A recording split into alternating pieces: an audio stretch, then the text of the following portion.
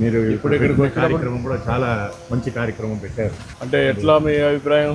చాలా బాగుంది సార్. పురాణంలో భాగవతంలో 4వ స్కందంలో ఋతు మహారాజా అని ఒక మహారాజా ప్రార్థన చేస్తారు. అంటే దేశంలో ఇవన్నీ సుభిక్షం లేకుండా కరువు కాలం అయిపోతుంది. అప్పుడు ఆయన ప్రార్థన చేస్తుండగా అప్పుడు భూమాత ప్రార్థన చేస్తారు. భూమాత వెళ్ళిపోతుంటే భూమాతని ఇచ్చి నమస్కారం చేసి అంటే నన్ను దాసి కాకుండా తల్లిగా చూడు, ఈ పరిసరాలంతా కూడా సవ్యసాహంగా ఉండాలంటే నా దగ్గర నుంచి అన్ని తీసుకుంటున్నారు కానీ నాకేది ఇవ్వడం లేదు, భూమిలో ఉండేటివి అన్ని కూడా మీరే స్వీకరిస్తున్నారు. భూమిని పరిశ్రమ చేసి భూమిని సంరక్షణ చేసి చేయాలని మహారాజుకి ఒక 5 ఒప్పందాలు చేసుకుంటారు. ఆ 5 ఒప్పందాల్లో ఇది ఒకటి.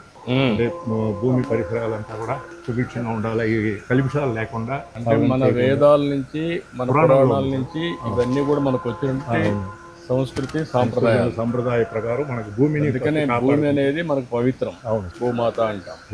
ఆ భూమాత మనకు అన్ని ఇస్తుంది. పంటలు కావాలంటే దానిపైన ఆధారపడతాం, నీళ్లు కావాలన్నా భూమాత పైన ఆధారపడతాం.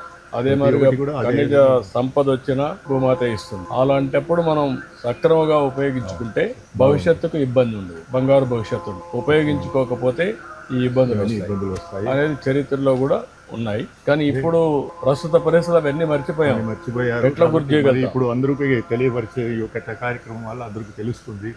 ఈ ఆలయానికి వచ్చే భక్తులు అందరికీ కూడా మనం ఇలాంటి భూమాతని అన్ని రక్షించుకోవాలి.